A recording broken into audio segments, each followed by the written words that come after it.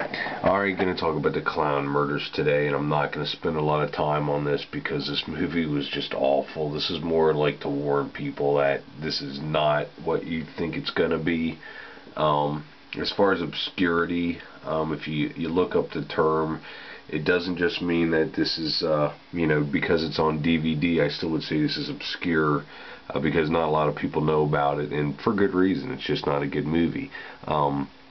You see on the cover here, you got a clown behind a gravestone holding a bloody machete, and it's just another example of just covers that are just full of crap that try to get you to rent them, and none of that even happens in the movie. And yeah, this is going to contain spoilers, but I'm not spoiling anything except unless you like wasting time watching bad movies.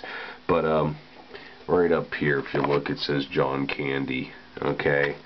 And sometimes these old movies, if they have a star in them, before they were a star, they try to trumpet them and say they were a star when they really weren't. But in this case, he was definitely a star in the movie. He had a pretty big role in it.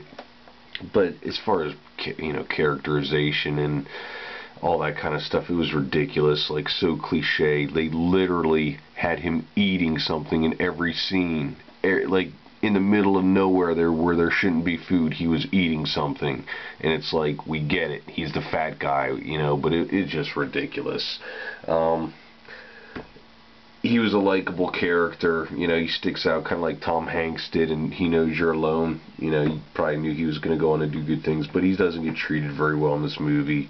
Being a fan like most people are, people are just constantly calling him fat and about how he eats, and it's just, like I said, real cliche, of an overweight character. But on to this, I got this because, there's that subgenre of clown slasher, just clown horror movies, some famous ones that come to mind. Well, probably the most famous would be It. A lot of people think the clown in that was really scary. There's Killer Clowns from Outer Space, which is a great movie.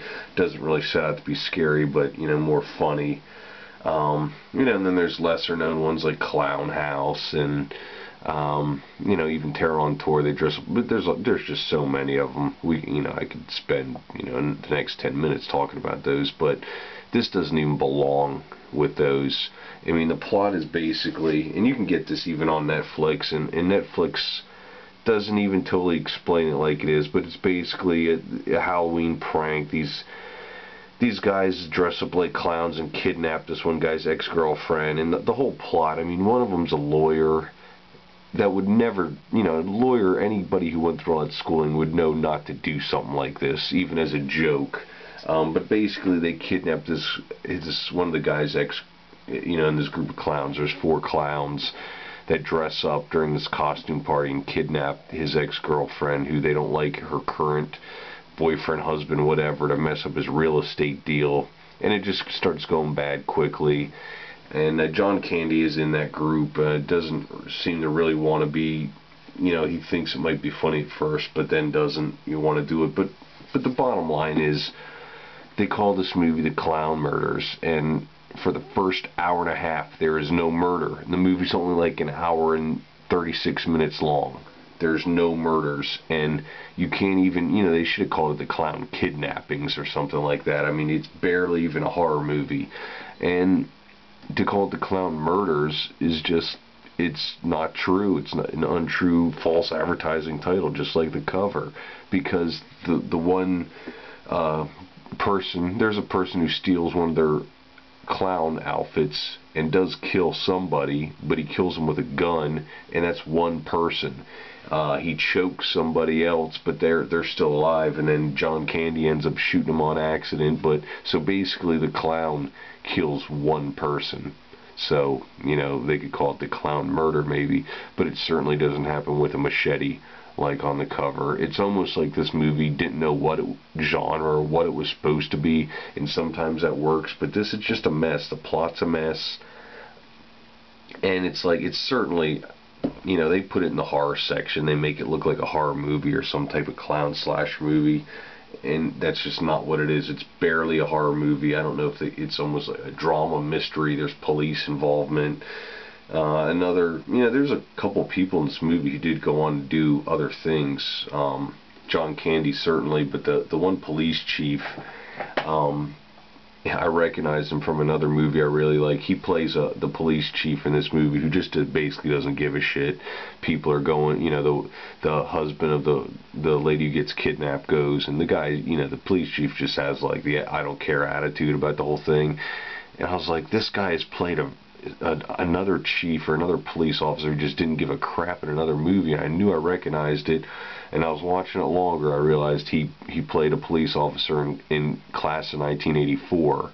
They're like the almost identical roles. But either way, the ending's like, when you finally find out who the killer was, it just like, it doesn't make sense. There was no motive. It's just stupid, that's all I have to say. I mean, the main point of this review was, just so you don't waste your time on it, unless you're like some hardcore John Candy fan and you want to see everything he's ever done, because this may be his first movie, I'm not sure, but it's not even good to see how he is in this movie. Not that he does a bad job, it's just kind of the character he plays, and that's all I pretty much have to say. But like I said, I saw this before in the video store, then I came across it on Netflix, and it's just the review, the synopsis they give of it is just, they write a seemingly harmless Halloween prank. A plot involves donning clown outfits to kidnap an ex-girlfriend. Now that's true so far, but then it says goes awry for four friends when they discover that one seriously unfunny clown is lurking among them. Full of thrills and visual tricks, this spooky 70s horror gem boasts an unexpected, it's just, I don't agree with any of that kind of stuff. And it even says it boasts late comedian John Candy, who co-stars as one of the killer clown's unsuspecting victims. And he's not a victim. He doesn't, nothing happens to him, violently in this movie. He survives till the end. So it's just, a bunch of the synopsis with that, the cover, even the title, it just doesn't, it doesn't fit with what the movie really is. And I don't think the movie itself knows what it is, but bottom line, I wouldn't even call this a horror movie, and I certainly wouldn't recommend buying it, but I wouldn't even recommend watching it. You're just going to waste your time. It's very boring, the plot is stupid, and there's no payoff.